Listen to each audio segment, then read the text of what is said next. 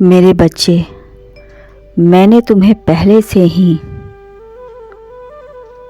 सतर्क रहने की चेतावनी दे दी थी, किंतु तुमने मेरी चेतावनी को अनदेखा कर दिया। मेरे बच्चे, जब किसी चीज़ का अनुभव ना हो तो उस चीज़ में कूदने से पहले जानकारी प्राप्त कर लो। तुमने जो गलतियाँ की है वो माफ़ी के योग्य नहीं है। फिर भी इस नरक से मैं ही तुम्हें बाहर निकालूंगा, क्योंकि तुमने आज मुझसे कुछ मांगा है। तुम मुझ पर विश्वास करते हो, फिर यह सब कर्म क्यों करते हो जिससे किसी का भला नहीं होता है? कब सुधरोगे तुम मेरे बच्चे? बड़ा काम करने का एकमात्र रास्ता है, तुम अपने काम से प्यार करो, उस काम की जानकारी पूर्ण रूप से रखो, उसके बाद उस पर पूरी ईमानदारी से कार्य करो। मेरे बच्चे, गलतियां हर इंसान से होती है। कुछ गलतियां जाने अनजाने होती हैं, तो कुछ गलतियां जानबूझकर की जाती है। और तुमने मेरे बच्चे जानबूझकर इस दलदल में फंसे हो। तुम्हें सबने मना किया था, किंतु तुमने किसी का भी नहीं सुना बात, किसी की बात नहीं मानी, और यह गलत बात है। मित्र के साथ खेलना कूदना अच्छी बात है, परंतु किसी के जिंदगी के साथ खेलना बुरी बात है। मेरे बच्चे, तुमने जो कार्य किया है वह बहुत ही गलत किया है। विचार करें कि आपका काम आपको कहाँ ले जा सकता है। लोग आपके बारे में जानने के बाद क्या क्या बातें करेंगे, इससे आपके माता पिता पर क्या असर होगा, कभी सोचा है? नहीं।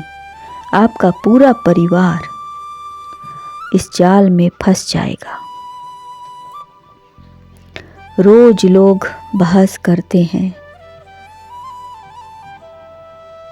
एक काम सपने पर बहस करते हैं, करने के तरीके पर बहस करते हैं।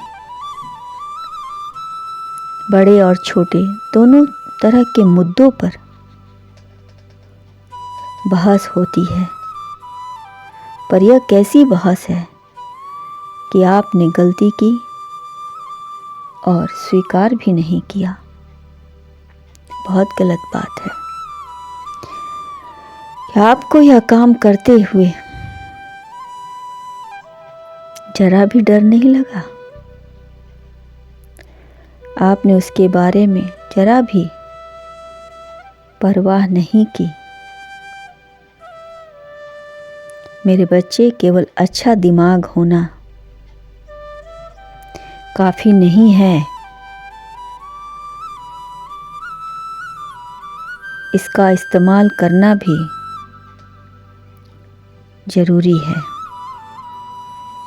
आप हर चीज को हंसी मजाक समझते हो, गलत बात है। हम जो देखते हैं इसका उल्लेख नहीं करते हैं, और जिसका उल्लेख कर सकें हम वही देखते हैं। कल्पना के बिना तर्क कुछ नहीं है। मैं सोचता हूँ, सच जानने की इच्छा रखते हैं तो जीवन में एक बार हर चीज पर संदेह जरूरी है कि मैं कुछ नहीं जानता। आपको अपनी गलती का प्रायश्चित करना होगा। आप मित्रों ने इस गहरी खाई में जाने का क्यों सोचा? मेरे बच्चे गए तो गए, वहां से नीचे देखने की क्या आवश्यकता थी? हंसी मजाक करते करते आपने अपने मित्र के हाथों से चाबी छीन ली गाड़ी की, और खेल खेल में वह चाबी खाई में जा गिरी, और आपका दोस्त खाई में देखने लगा, और देखते देखते अचानक उसका पैर फिसल गए और वह उस गहरी खाई में जाकर गिर पड़ा। आप सब घबरा गए, परंतु आपने इस बात की जानकारी उसके परिवार वालों को नहीं दी। यह बुरी बात है। आपने जरा भी नहीं सोचा कि वह इतनी ऊंचाई से गिरने के बाद जिंदा भी है या नहीं। आप घबराए हुए तो बहुत हो गए। 2 दिन हो गए।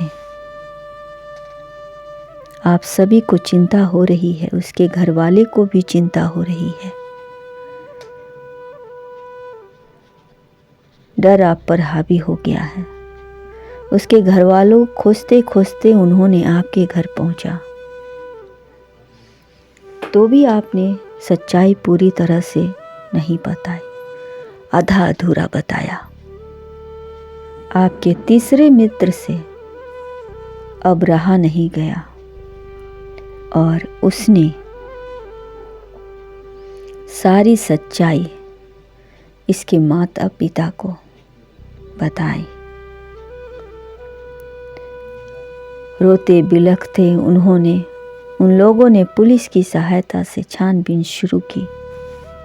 बहुत छानबीन करने के बाद उनके पुत्र की बहुत ही खराब स्थिति में उसकी बॉडी मिली। जब मिली तो वह अंतिम सांसें ले रहा था। एक नज़र वह आपको देखा और इस दुनिया से हमेशा हमेशा के लिए चला गया, चल पड़ा। मेरे बच्चे, वह लौट कर तो नहीं आएगा, परंतु आपने जो हरकत की थी वो माफ़ी के लायक नहीं है। आपके कारण जो इतना बड़ा कांड हो गया, नर्क के दलदल से तो बचा सकता। कुछ दिनों के लिए आपको पुलिस के हिरासत में रखनी होगी और आपको अपनी गलती के लिए प्रायश्चित करना होगा। और याद रखें, भविष्य में आप फिर ऐसी गलती नहीं करेंगे, नहीं तो इस बार आपको कोई नहीं बचा पाएगा। मैं भी आपकी कोई सहायता नहीं करूँगा। गलती सुधारें और उसके माता पिता को अपना माता पिता मानकर उनकी सेवा करें। इससे बड़ा श्रद्धांजलि आपके मित्र के लिए नहीं होगा। कल्याण हो।